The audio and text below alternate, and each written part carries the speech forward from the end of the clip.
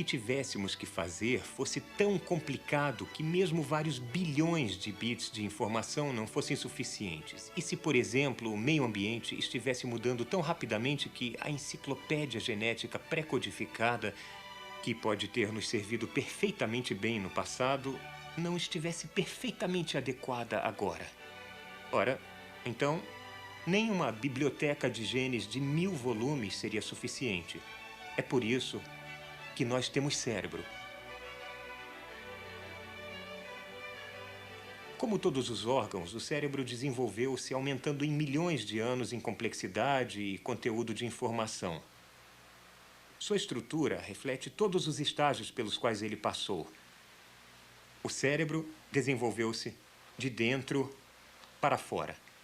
Dentro dele está o passado mais antigo, o chamado tronco cerebral. Ele conduz as funções biológicas básicas, incluindo os ritmos da vida, como batimento cardíaco e respiração. As funções cerebrais do cérebro desenvolveram-se em 3 estágios sucessivos, de acordo com uma percepção provocante do biólogo americano Paul MacLean. Sabe, cobrindo o tronco cerebral está o chamado complexo R. O R é de réptil. É o lugar da agressão, do ritual, da territorialidade e das hierarquias sociais. Ele desenvolveu-se há centenas de milhões de anos em nossos ancestrais répteis. Então, lá no fundo do nosso cérebro, algo é bem parecido com o cérebro de um crocodilo.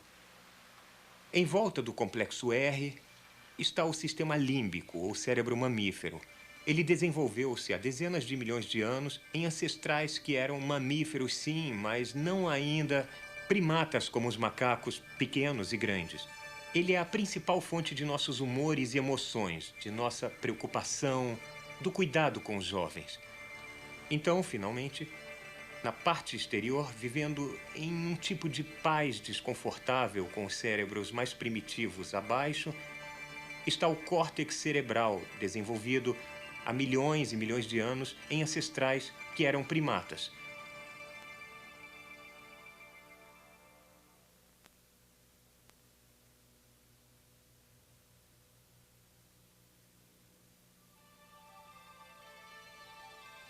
Este é o ponto de embarque para todas as nossas viagens cósmicas, o córtex cerebral, onde a matéria é transformada em consciência. Aqui, compreendendo mais de 2/3 da massa cerebral, está o reino da intuição e da análise crítica. É aqui que temos ideias e inspirações, é aqui que lemos e escrevemos, é aqui que fazemos matemática e música. O córtex regula nossa vida consciente. Ele é a distinção da nossa espécie, o local de nossa humanidade. Arte e ciência vivem aqui. A civilização é um produto do córtex cerebral. Atrás da testa estão os lobos frontais do córtex cerebral. Eles podem ser os lugares onde nós antecipamos fatos, onde imaginamos o futuro. Mas se podemos prever um futuro desagradável, podemos tomar medidas para evitá-lo. Aqui nos lobos frontais podem estar os meios de assegurar a sobrevivência humana se tivermos sabedoria para prestar atenção. Dentro do córtex cerebral está a microscópica estrutura do pensamento. A linguagem do cérebro não é a linguagem DNA dos genes. O que sabemos está codificado em células chamadas neurônios, minúsculos elementos interruptores, com cada conexão representando um bit de informação. Quantos neurônios cada um de nós tem? Talvez 100 bilhões, comparável ao número de estrelas da galáxia Via Láctea. E há qualquer coisa como 100 trilhões de conexões neurais. Esta rede intrincada e maravilhosa de neurônios lembra uma tecelagem encantada, onde milhões de teares intermitentes tecem um padrão que se dissolve.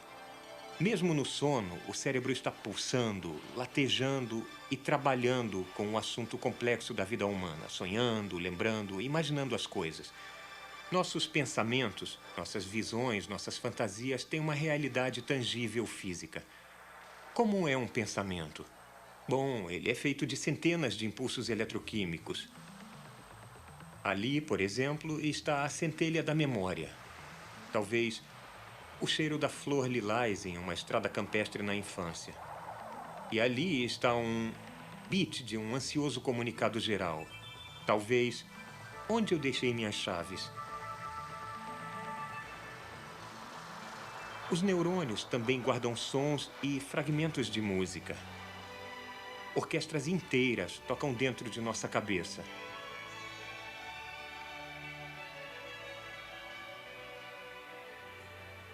A paisagem do córtex cerebral humano é profundamente sulcada. E há uma boa razão para isto. Estas convoluções aumentam enormemente a área de superfície disponível para armazenamento de informação em um crânio de tamanho limitado.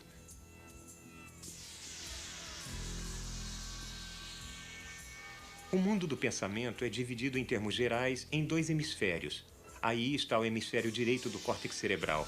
Ele é o principal responsável pelos padrões de reconhecimento, intuição, sensibilidade e percepções criativas. E aqui está o hemisfério esquerdo, dirigindo o pensamento racional, analítico e crítico.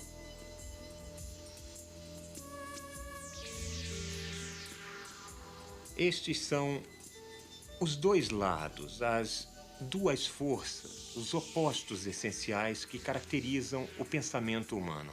À nossa volta estão os meios, tanto para gerar ideias quanto para testar sua validade. Há um diálogo contínuo acontecendo entre os dois hemisférios do cérebro, canalizado através deste imenso pacote de fibras nervosas que se chama corpo caloso. É uma ponte entre a criatividade e a análise. E as duas são necessárias se quisermos entender o mundo. O conteúdo de informação do cérebro humano, expressado em bits, é provavelmente comparável ao número de conexões entre os neurônios no córtex. Cerca de 100 trilhões de pedacinhos, 10 à 14ª potência de conexões. Se escrito em português, isso encheria cerca de 21 milhões de volumes, tanto quanto há nas maiores bibliotecas do mundo. O equivalente a 21 milhões de volumes de informação está dentro da cabeça de cada um de nós. O cérebro é um lugar muito grande em um espaço muito pequeno.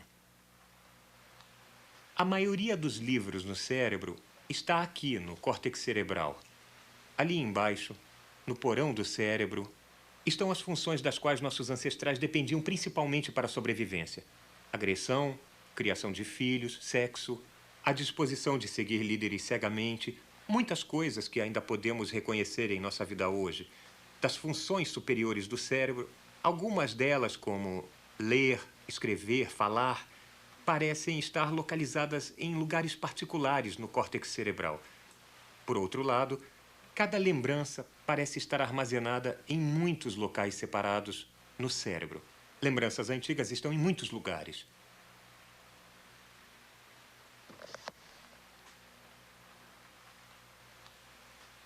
Aqui está uma das minhas lembranças mais antigas.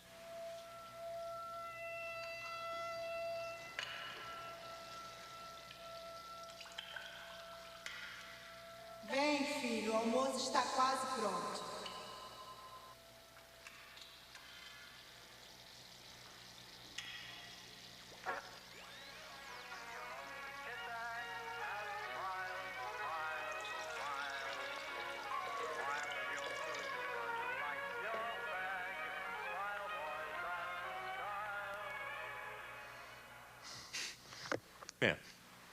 Isso foi há muito tempo. Mas sua impressão não se apagou na biblioteca deste cérebro.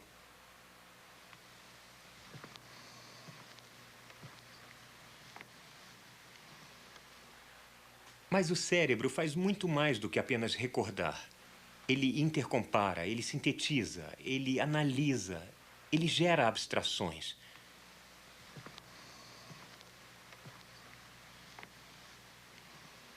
O pensamento mais simples, como o conceito do número 1, tem a sustentação de uma lógica elaborada.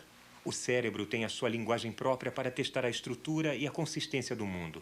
Mas nós nunca vemos a maquinaria da análise lógica, apenas as conclusões.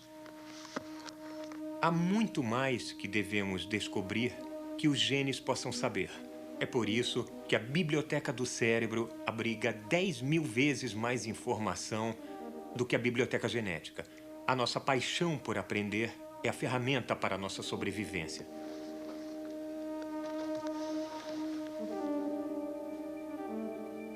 E ao contrário das encadernações mofadas de nossa biblioteca genética, na qual dificilmente uma palavra muda em um século, a biblioteca cerebral é feita de livros de folhas soltas. Estamos adicionando constantemente novas páginas e novos volumes.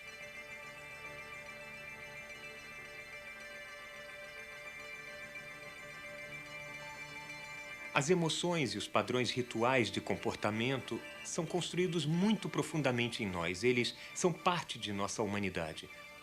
Mas não são caracteristicamente humanos. Muitos outros animais têm sentimentos. O que distingue nossa espécie é o pensamento. O córtex cerebral é, de certo modo, uma liberação.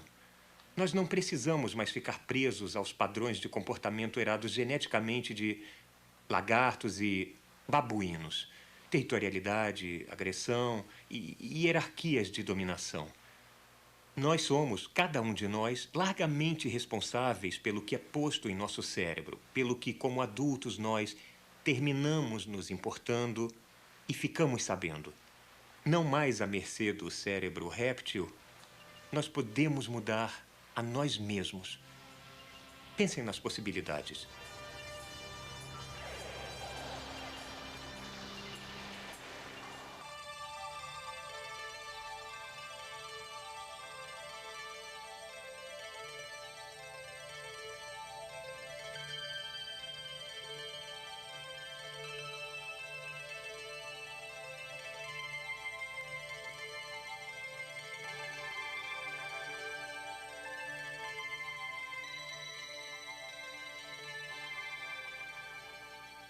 A cidade, como o cérebro, desenvolveu-se em estágios sucessivos.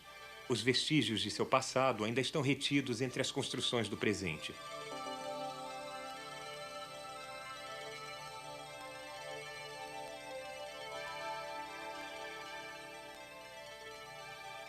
Uma cidade como Nova York desenvolveu-se a partir de um pequeno centro e cresceu lentamente, deixando muitas partes antigas ainda funcionando.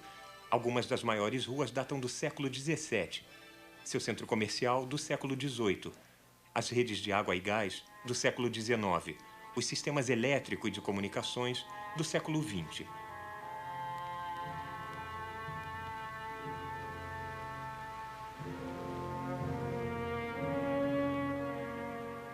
A cidade desenvolveu-se muito mais rápido do que o cérebro. Há apenas 10 mil anos, o cérebro humano parecia exatamente como é hoje e nós éramos igualmente astutos. Mas não havia cidades, apenas alguns acampamentos espalhados nas vastas florestas primitivas. Hoje é exatamente o oposto. Florestas e campos muitas vezes parecem ilhas dispersas em um mar de cidades. Se fôssemos observadores de um mundo alienígena, notaríamos que alguma coisa muito complicada vem acontecendo aqui nos últimos milhares de anos.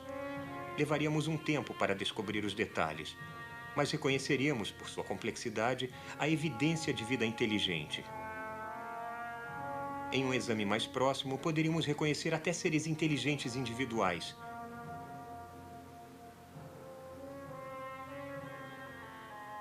A evolução da cidade é devida à atividade consciente destes. Milhões de seres humanos trabalham, mais ou menos juntos, para preservar a cidade, reconstruí-la e mudá-la.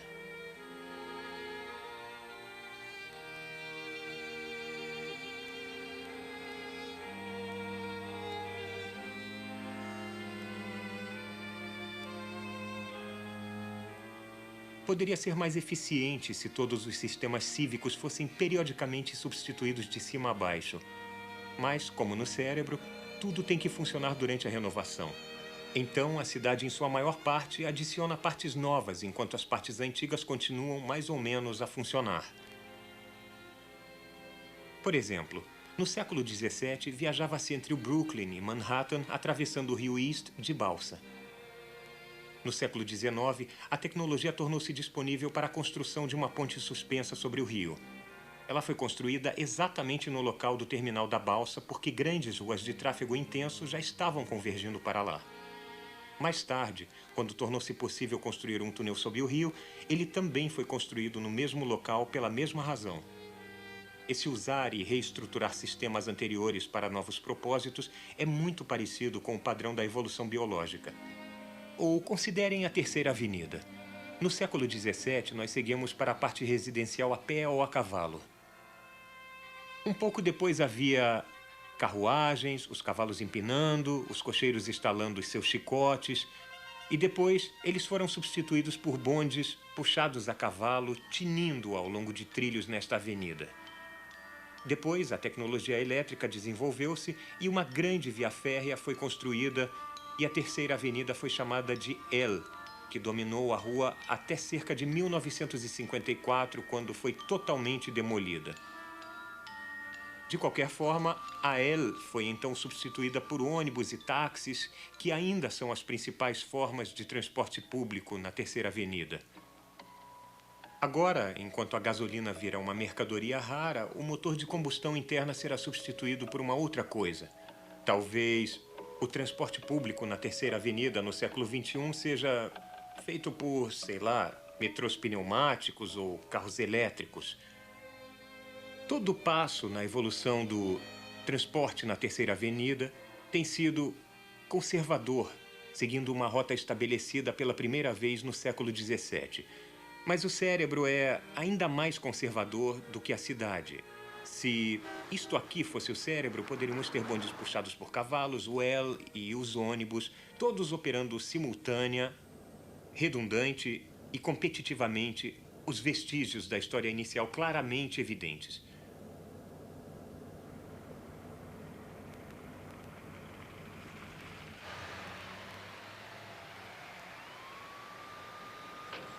Quando os nossos genes não conseguiram mais armazenar toda a informação necessária para a nossa sobrevivência, nós lentamente inventamos o cérebro. Mas então, chegou a hora, talvez há dezenas de milhões de anos, em que precisávamos saber mais do que poderia estar convenientemente armazenado no cérebro. Então, nós aprendemos a acumular quantidades enormes de informação fora do nosso corpo. Nós somos a única espécie no planeta, até onde sabemos, a inventar uma memória pública. O depósito dessa memória chama-se biblioteca.